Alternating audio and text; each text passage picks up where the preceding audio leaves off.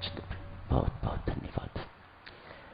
कोटि कोटि प्रणाम है मेरे माता सज्जनों, आप सबके श्री चरणों में असंख्य बार से भी कहीं अधिक बार मेरी चरण वंदना स्वीकार कीजिएगा।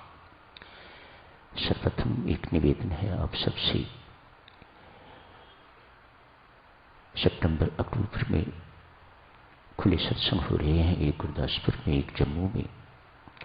उन सत्संगों में जो साधक वहां सम्मिलित होना चाहते हैं, मेहरबानी करके यहाँ नाम दें, जिनके नाम स्वीकार हों वही वहां पहुंचे।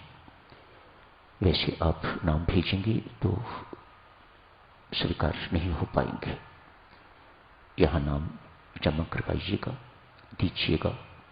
जिनको स्वीकृति मिले मेहरबानी करके वही उन खुले सत्संगों में जाइएगा। धन्यवाद।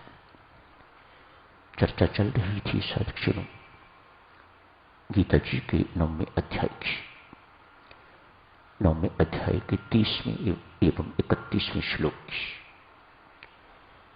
30वां श्लोक क्या कहता है? कितनी सांत्वना है,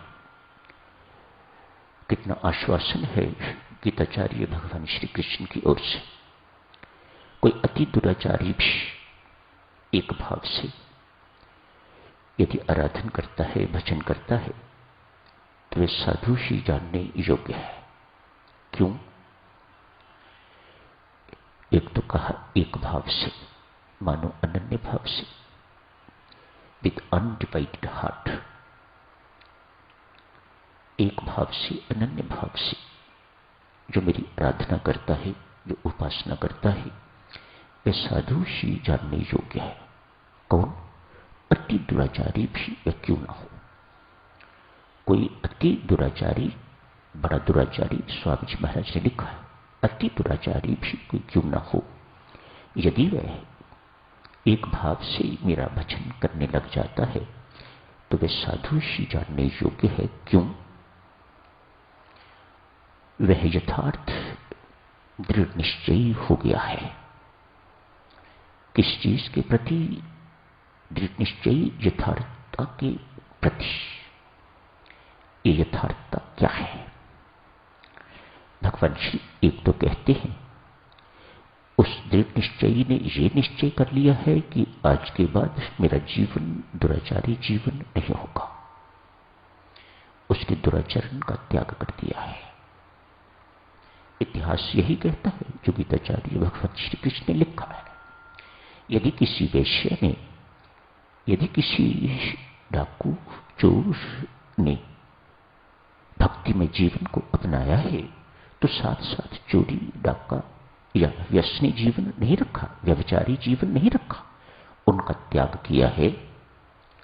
उसके साथ उसके बाद भक्ति में जीवन अपनाया है तो वह साधु ही जानने योग्य है। ऐसा व्यक्ति शीघ्र धर्मात्मा हो जाता है।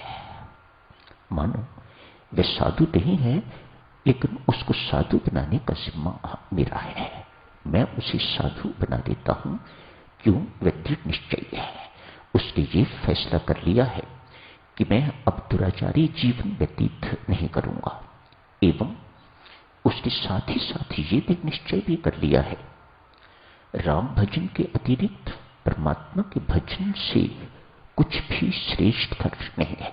दोनों बातें साथ, सदाचारी जीवन एवं भक्ति में जीवन दोनों हो तो परमात्मा के दर्शन हुआ करते हैं, परमात्मा की प्राप्ति हुआ करती है, परम शांति आपको लाभ होती है।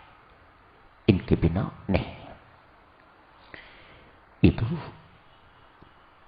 दोनों श्लोकों में जो कहा गया है वह आपकी सेवा में रखा गया है। उस रविवार आपने सुधनवा का दृष्टांत सुना था। खत्म कहां हुआ था? सुधनवा बहुत दुराचारी व्यक्ति है। अपने दुराचरण के कारण बहुत उदास, निराश, हताश है। एक सिलसिला कब तक चल सकता है? आदमी थक जाता है, निराश हो जाता है। बहुत देर तक इंद्रियां साथ नहीं देती, शिथिल हो जाती है। लेकिन तृष्णा तो वैसी की वैसी जवान रहती है, ये कैसे बढ़ेगी? जब तृष्णा का दुख मुड़ जाएगा तो। और तृष्णा का दुख मुड़ता है सत्संग के माध्यम से। सत्संग हमारी वासना का दुख बदल देती है, उसे वासना से हटा के तो उसे सद्वासना की ओर मोड़ देती है, तो कम बन जाता है। मोह ममता के जाल से छुड़ा के तो उसकी मोह ममता को परमेश्वर के साथ जोड़ देती है। सत्संग सत्संग का प्रताप है। सुधनवा आज घर छोड़ के निकल गया था। कहां गया है? नर्मदा नदी के किनारे। वहां बहुत संत महात्मा अनंत मग्न बैठे हुए हैं। कोई ध्यान में बैठा हुआ है, कोई स्वाध्याय कर रहा है, कोई भजन कीर्तन कर रहा है। ये सब कुछ देख के उसे जो गिलानी होती है, आप उसका अनुमान नहीं कर सकते। रो रहा है, बिलख रहा है, मैंने अपनी जिंदगी बर्बाद कर दी। देखो, इनके पास कुछ भी नहीं है, इसके बावजूद भी न इन्हें खाने की चिंता, न पीने की चिंता, न सोने की चिंता। उसके बाद भी कितने आनंदित हैं, कितने प्रफुल्लित हैं, कितने मुदित हैं ये लोग। रोज इनको दिखता रहता है। कभी पास नहीं बैठने की हिम्मत की, कभी बात करने की उनसे हिम्मत नहीं की। इस प्रकार 1 महीना लगभग व्यतीत हो गया है। सिर्फ संतों महात्माओं के दर्शन किए हैं, भजन पाठ करते हुए उनके दर्शन किए हैं। वृथा तो नहीं जा सकते। अतएव सर्प के काटने से सुधनवा की मृत्यु हो गई है। संतों महात्माओं को अच्छा नहीं लगा। हमारे पास मृत्यु का हो जाना अच्छी बात नहीं लगी। कैसे हिम्मत हुई मृत्यु की, कैसे हिम्मत हुई काल की। भीतर ही भीतर संत महात्मा इस बात को सोचते हैं, पर जाना तो होता ही है। चाहे आप श्याम शरण में बैठे हुए हो, चाहे आप कहीं, मृत्यु का बुलावा तो कहीं भी आ जाएगा। संत के सत्संग में बैठे हो या कहीं और बैठे हुए हो, मृत्यु को इन बातों से क्या लेना। संकोच तो होता है उससे, लेकिन फिर बड़ी सरकार का हुक्म है, हुक्म तो उसी का मानना पड़ता है।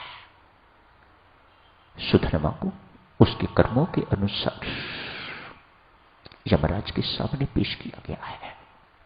यमदूत उसका सारे का सारा हिसाब का चिट्ठा यमराज को सुनाते हैं। यमराज तत्काल हुक्म देते हैं, इसे घोर से घोर नरक की यातनाएं दी जाए। तपती हुई बालू में, रेत में इसे घसीटते हुए जितनी दूर तक घसीटते जाओ, आपको आगे उबलते हुए तेल का एक कड़ाहा मिलेगा, उसमें इसको फ्राई करने के लिए डाल देना। ऐसा ही हुआ, लेकिन परमेश्वर की लीला देखिएगा। तेल, उबलता हुआ तेल बिल्कुल शीतल हो गया है। नरक में, यमपुरी में ऐसा पहले कभी नहीं हुआ। सब अचंभित है। यमराज ने ये सब कुछ अपनी आंखों से देखा। अतएव बहुत अचंभित, बहुत चकित, ये सब कुछ कैसे हो गया, कुछ समझ में नहीं आ रहा।